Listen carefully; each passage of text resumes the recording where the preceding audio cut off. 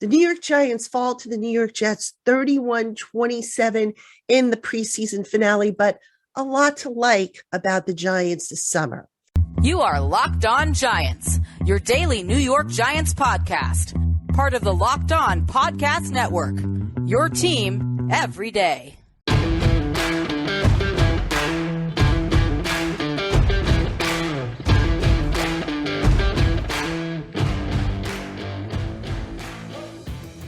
What's up, everybody? This is Patricia Traina, host of the LockedOn Giants podcast, with some instant reaction and takeaways from the New York Giants preseason finale and preseason in general.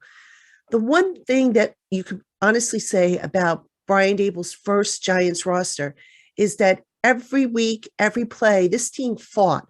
It fought down to the bitter end. Now, was it always successful? No, not necessarily. There were plays, you win some plays, you lose some plays, but the effort was certainly there, no matter what the circumstances. If the team was down, if the team was coming off of a turnover, for example, situations where maybe in the past they might have deflated the Giants' spirit, if you will. Not this team. There was no quit in this team, and they just kept fighting. And although they didn't get their first undefeated preseason since 2019, which quite frankly doesn't mean anything, you got to be happy with the effort that you saw from the majority of the Giants. Now, interestingly enough, when the Giants brass of Joe Schoen and Brian Daboll make their decisions regarding the roster, there's going to be a lot of good guys that end up getting cut. And I think for the first time, we could probably say that some of the guys who maybe are on the roster bubble, who maybe will get caught up in the numbers, could very well end up with other teams. And that's going to be something fun to track. That's something I'll be tracking over on Giants country. In the past, the Giants really haven't had a lot of guys who, after training camp is over, end up with new teams. This year, I think, is going to be the exception because the Giants just were that much deeper and that more talented across the board. All right, let's talk a little bit about some specific positions. The quarterback situation is probably at its best in, I can't tell you how many years, besides Tyrod Taylor, who, by the way, despite suffering a back injury, is going to be okay, according to head coach Brian Daboll. Davis Webb did a solid job this summer. All right, remember, Davis Webb knows this offense inside and out, having worked with Daboll up in Buffalo on this offensive system. Webb finished 60 of 81, which is about 74% completion rate, 458 yards, 3 touchdowns, no interceptions. That's pretty good, and that's pretty reassuring. Now, does that mean that the Giants are going to have room for Webb on the roster?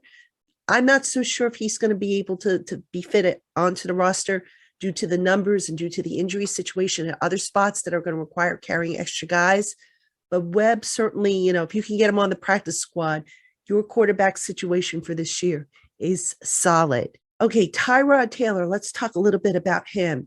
Now, Taylor's day was cut way short after he got crunched on a hit by Clemens of the Jets. But if you paid close attention this summer, you actually saw Taylor take some first-team reps. I know head coach Brian Daboll had spoken about giving it to him, and a lot of people are like, oh, that never came to fruition. It actually did last week when Taylor came in to relieve Jones, and most of the first team was still in there. So I think Daboll might have seen what he wanted to see from Taylor operating with the first team offense. And of course, this week was a good test for Taylor in that he was going up against the Jets starters, the Giants in the 2 previous preseason games, not going up against the other team's starters, this week being the exception. The injuries, as I mentioned before, Tyrod Taylor suffered a back injury. Jalen Holmes, defensive lineman, and Danielle Bellinger both left the game due to concussions. All right, now, Tyrod Taylor is going to be okay, according to head coach Brian Daboll.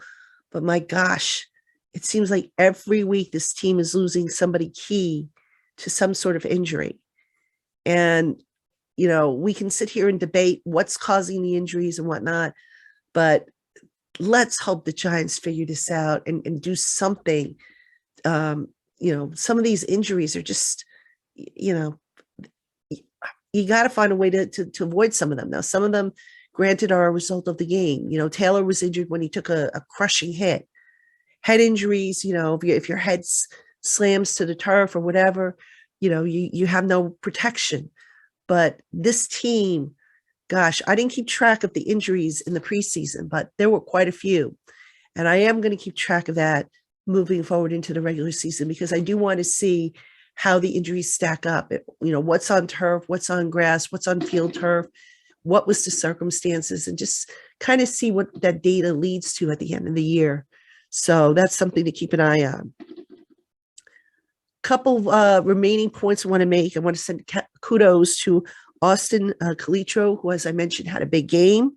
Gary Brightwell had a big game. He's a guy who, quite honestly, I didn't think had a shot at the roster. But as a running back, he got his opportunities this summer. And you know what? He did a nice job running north and south. So that was nice to see that Brightwell can be more than just a special teamer. The offensive line, the performance wasn't horrible. This week they gave up 1 sack, 4 quarterback hits. But again, they had half of their starters on the bench. Evan Neal and Andrew Thomas didn't play. Mark Lewinsky didn't play. Feliciano did play a little bit. So, jury's still out, but I think the offensive line is headed in the right direction.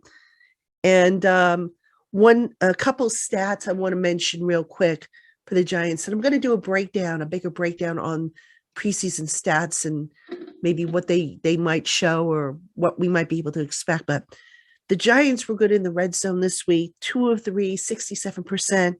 And I can tell you for a fact, they also won the time of possession battle in all 3 preseason games. Why is that important? Well, because if you are sustaining drives, you are keeping the opponent's offense on the sideline, and you're having a better chance of scoring. So the Giants doing a good job with that. Another thing that the Giants did really well, and again, take into consideration that it came against second, third, and fourth string players, but still, it's important and worth mentioning. The Giants scored at least 23 points in every single game. All right, last year and the year before that, they were lucky to get to 20. That was not the case this year. They scored 23 in the first game, 25 in the second, and 27 in a losing effort this week. So that's something you definitely got to like. Total net yards, the Giants outgained their opponents 1,148 yards to 1,011 yards. Average yards per game on offense, 382.7 to 337. Not bad, folks. Not bad at all.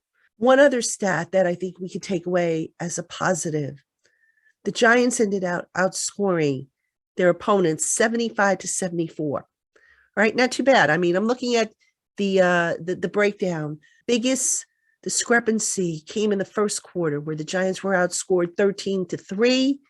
In the second quarter, the Giants outscored their opponents 24-20. Third quarter, it was tied 14 all. And then in quarter 4, the Giants 34 to 27 over opponents. So that comes out to 75 to 74 in the Giants' favor. So a lot to like about the Giants in the preseason. And again, I know a lot of these players who contribute to these stats probably won't be here in next week, but encouraging nonetheless, because it's within the scheme, within the system, and a lot, I think, to take away from what was, for the most part, a very successful preseason for the New York Giants. All right, keep it here at the Locked On Giants podcast. We'll have full shows coming up for you, including a roster prediction show. David Turner's going to be on with me. Going to look at stats in more depth, and just so much more coming up here on the podcast.